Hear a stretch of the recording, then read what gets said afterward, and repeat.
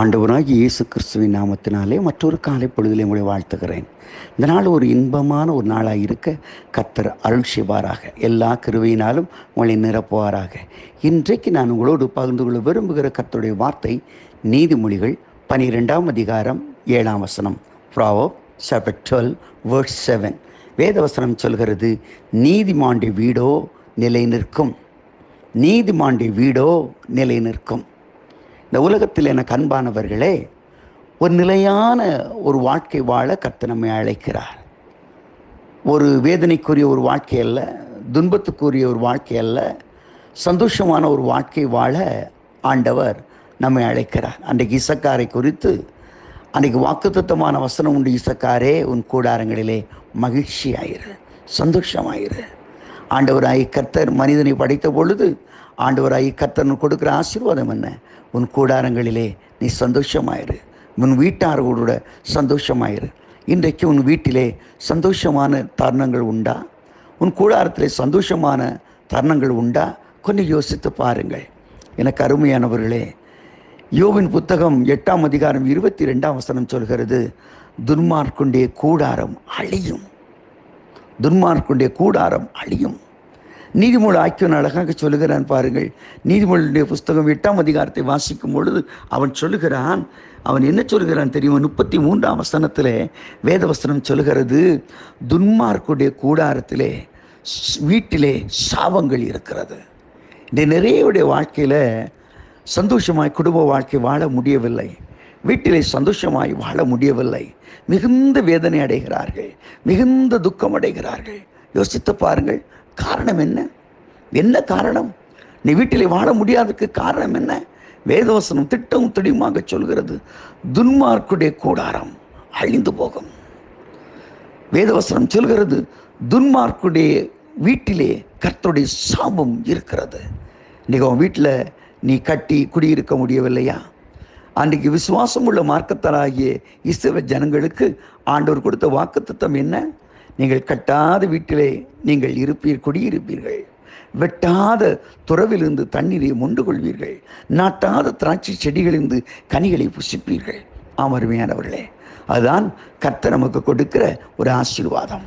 கர்த்தர் வீட்டை கட்டாராயில் அதை கட்டுடைய பிரயாசம் வருதா? இன்றைக்கு நம்முடைய வாழ்க்கை, நம்முடைய வீடு சந்தோஷமாக இருக்க வேண்டுமானால் என்ன செய்ய வேண்டும்? அன்றைக்கு லோத்துடைய குடும்பத்தை இன்னைக்கு பார்க்கும் பொழுது ஆதியாகமம் 13ஆம் அதிகாரத்தை நீங்கள் வாசித்து பாருங்கள். லோத்து சோதோம் குமாராவுக்கு போனான் என்பதை விட வேதவசனம் அழகாக சொல்கிறது, லோத்து சோதோம் குமாரா பட்டணத்துக்கு நேராக தன் கூடாரத்தை போட்டான். டுவர்ட்ஸ் சோதோம் குமாரா. நல்லா யோசித்து பாருங்க, நேராக. இன்றைக்கு நம்முடைய வீடு எதை ஃபோக்கஸ் பண்ணியிருக்கிறது? நம்முடைய வீட்டிலே கர்த்தரை ஃபோக்கஸ் பண்ணுறோமா? தேவனுடைய பிரசன்னத்தை ஃபோக்கஸ் பண்ணுறோமா? தேவனுடைய கிருபையை நம்ம ஃபோக்கஸ் பண்ணுறோமா? யோசித்து பாருங்க, யோசித்து பாருங்க. நம்முடைய குடும்பங்கள் ஏன் நன்மை இல்லை? ஏன் நன்மை இல்லை? ஏன் நன்மை இல்லை?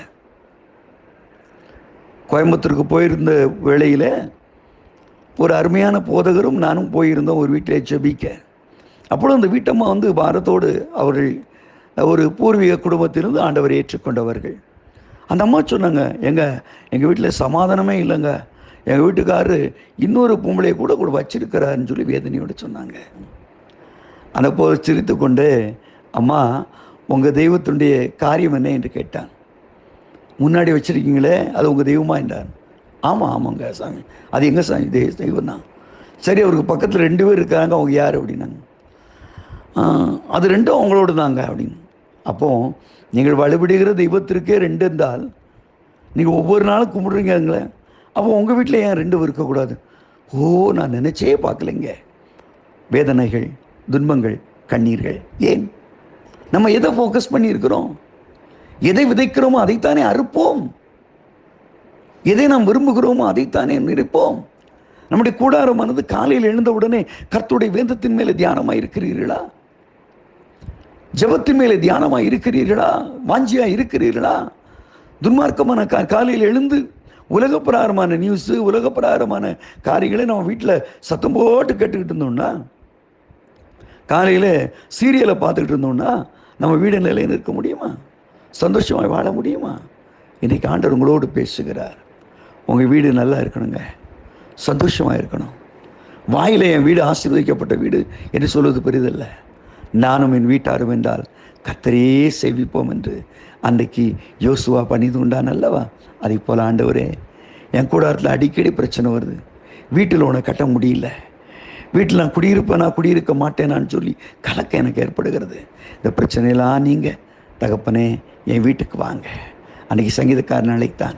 சங்கீதம் 110 ஆண்டவரே, உத்தம இருதயத்தோடு என் வீட்டிலே நான் வாசம் பண்ணுவேன், எப்பொழுது என்னிடத்திலே வருவீர்.